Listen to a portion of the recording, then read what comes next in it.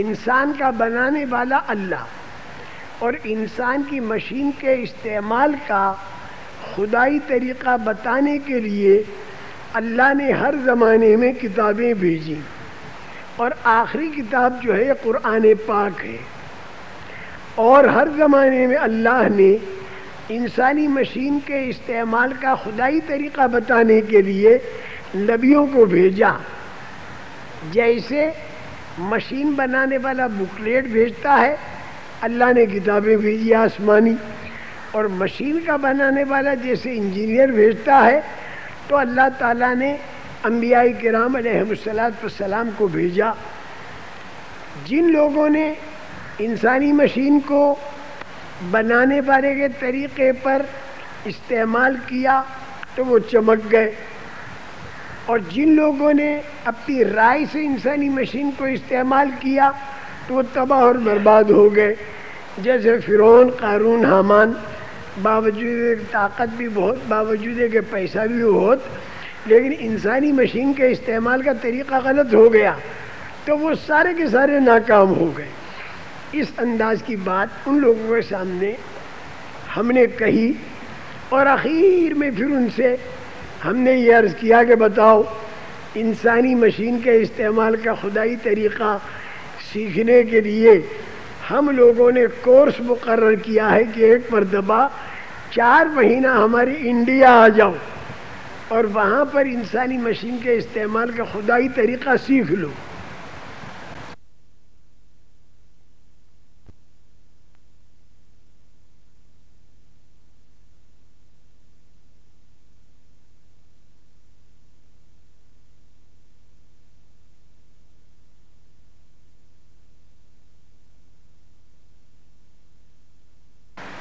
اور حیرت انگیز طریقے پر آ رہے ہیں۔ اس کا میں تمہیں ایک قصہ سنا دوں، زیادہ قصوں کا تو وقت نہیں۔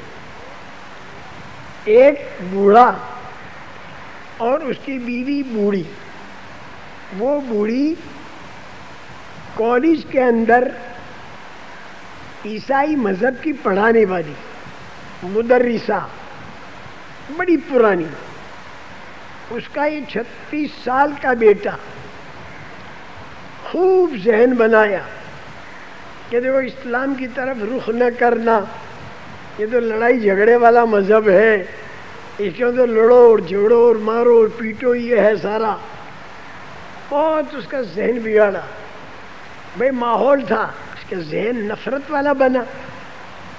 لیکن یہ 36 سال کے نوجوان کی ایک بیٹی 6-7 سال کی جو اسکول پڑھتی تھی وہ ہو گئی بیمار، تو اسے ہاسپٹل کے اندر داخل کر دیا۔ اسے ہاسپٹل کے اندر، بھائی تم لوگوں نے 1963 اور 90، ہاں 27، ہاسپٹل کے اندر داخل کر دیا، اس بیٹی کو داخل کر دیا۔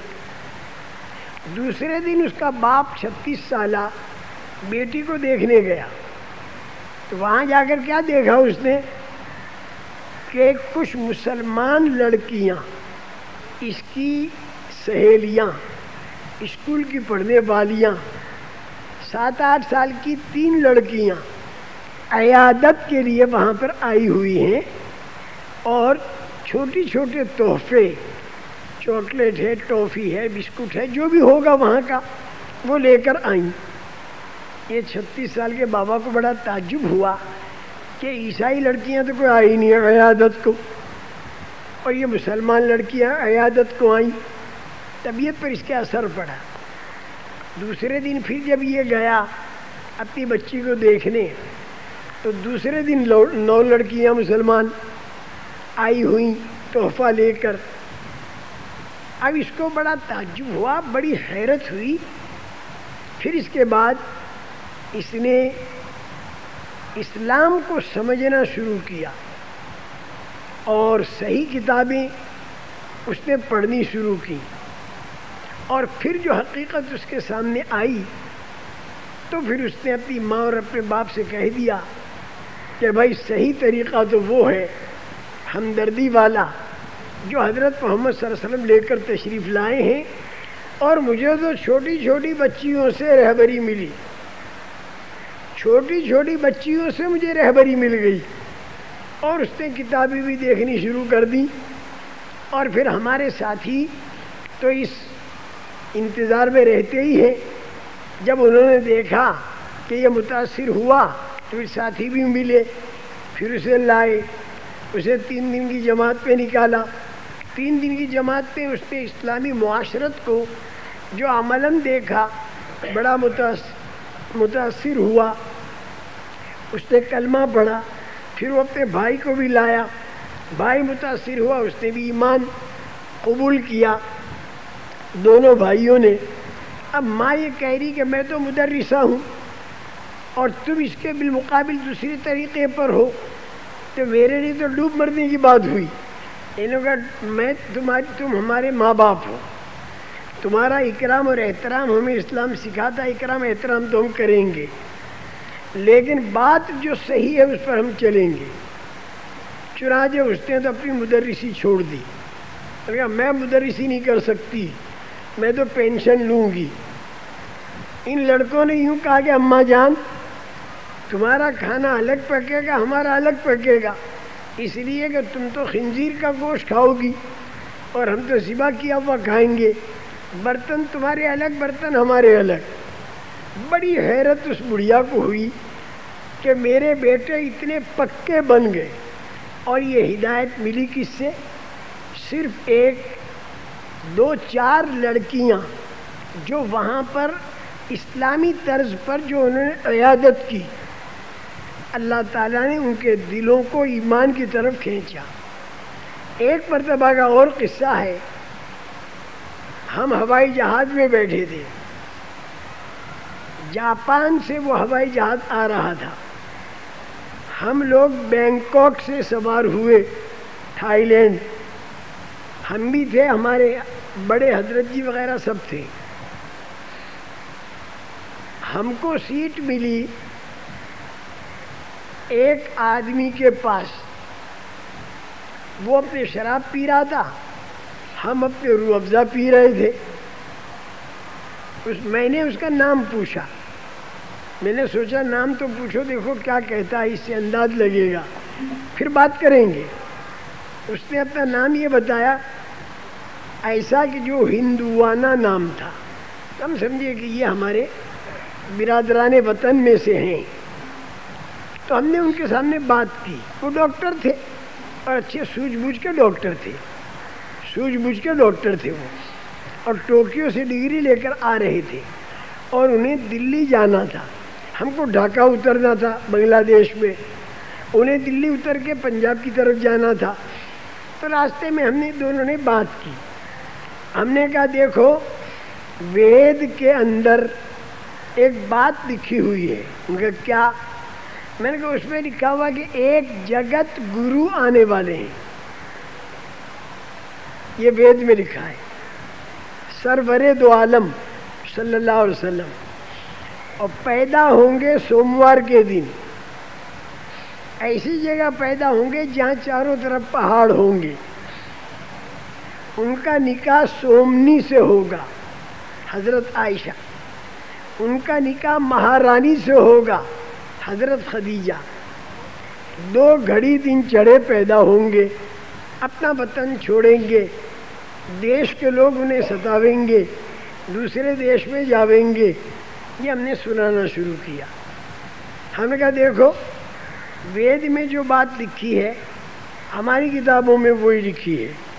سوموار کے دن پیدا ہوئے, جگت گرو ہم کہتے سرور دو عالم صلی اللہ علیہ وسلم, نکاح وغیرہ کی بات سب برابر. ایک بات پہ صرف فرق پڑ گیا, اور وہ کیا؟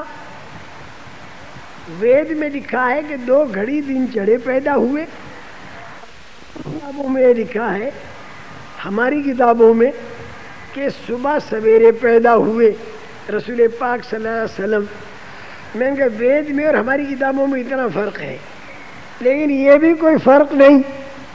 کیوں کہ مکہ مکرمہ کا لانجیٹیوڈ اور لیٹیٹیوڈ اور ہے, اور انڈیا کا لانجیٹیوڈ اور لیٹیٹیوڈ اور ہے. 2.5 گھنٹہ گھڑی کا فرق ہوتا ہے. تو اس اعتبار سے جب ہندوستان کے اندر 2 گھڑی دن چڑھے تھا، اس وقت میں مکہ مکرمہ میں صبح سویرا تھا، تو میں نے کہا یہ بات بھی ٹھیک کہی، وید کے اندر یہ بات بھی ٹھیک رہی۔ اس انداز کی ہم کر رہے تھے ڈاکٹر صاحب سے۔ پھر ڈاکٹر صاحب جو تھے انہوں نے منہ پھڑپھڑایا اور مجھ سے یوں کہا مولوی صاحب، میں نے کہا جی، اگر ناراض نہ ہو تو میں ایک بات کہہ دوں؟ میں نے کہا ضرور کہو ڈاکٹر صاحب۔ ان کا میں وید کو نہیں مانتا، میں قرآن کو نہیں مانتا، میں بائبل کو نہیں مانتا۔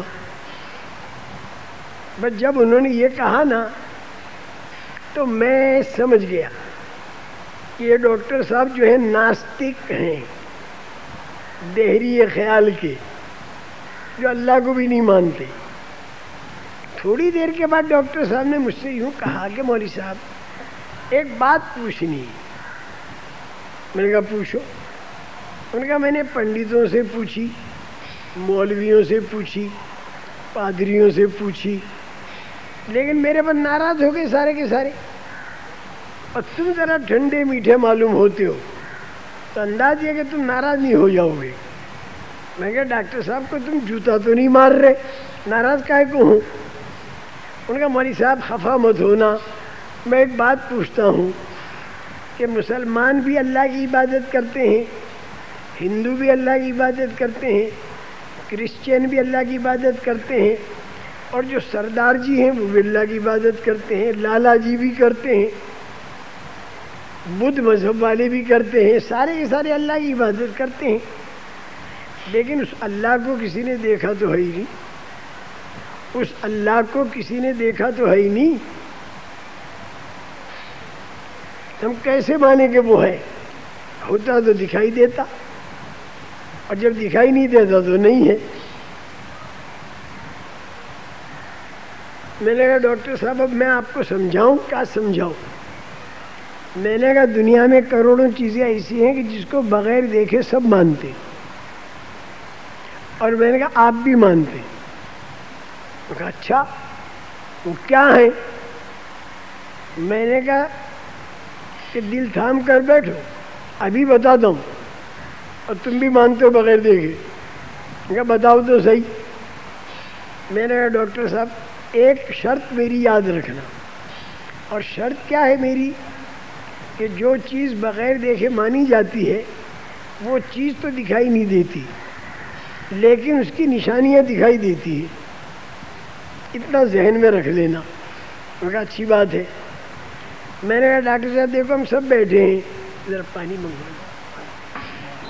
میں نے کہا ڈاکٹر صاحب ہم سب بیٹھے ہیں، اب بتا ہم جتنے بیٹھے ہیں یہاں ہم سب کے اندر عقل ہے کہ نہیں؟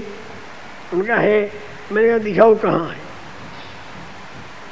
اب ڈاکٹر صاحب جو تھے وہ چکر میں پڑ گئے، عقل کیسے دکھاویں؟ تو میں نے کہا دیکھو عقل دکھائی نہیں دیتی اور تم نے مانی، لیکن نشانی سے مانی۔ اور نشانی کیا عقل کی؟ کہ آدمی ڈھنگ کے کام کرتا ہے۔ اگر عقل نہ ہوتی تو آدمی پتھر مارتا، نہ معلوم کیا کیا کرتا۔ عقل ہے اس لیے ڈھنگ کے کام کر رہا ہے، یہ نشانی۔ عقل کو بغیر دیکھے مانا نشانی سے۔ میں نے کہا ڈاکٹر صاحب دوسری بات، ہم جتنے یہاں بیٹھے ہیں ہمارے اندر سب میں روح موجود ہے کہ نہیں؟ ان کا ہے۔ میں نے کہا دکھاؤ کہاں ہے روح؟ ڈاکٹر آپریشن بھی کرتا ہے تو اندر کی روح نہیں دکھا سکتا۔ روح کو مانا، ان کا مانا، بغیر دیکھے مانا، ان کا بغیر دیکھے مانا، لیکن نشانی دیکھ کر مانا۔ اور نشانی کیا ہے؟ کہ آدمی میں روح ہے تو چلتا پھرتا کھاتا پیتا ہے، روح نکل جاتی تو لاش پڑی رہتی ہے۔ اس نشانی سے آپ نے روح کو مانا۔ میں کہا مولوی صاحب دونوں باتیں ٹھیک۔ میں نے کہا تیسری لو، تم ڈاکٹر ہو، تمہارا سرٹیفکیٹ ہم نے نہیں دیکھا، کالج میں جاتے نہیں دیکھا، اس کے باوجود بغیر دیکھے ہم آپ کو ڈاکٹر مانتے ہیں کہ آپ کے اندر نشانی ہے، بیماروں کو دوا دیتے ہو تندرستی ملتی ہے، اس نشانی سے آپ کو ہم نے ڈاکٹر مانا۔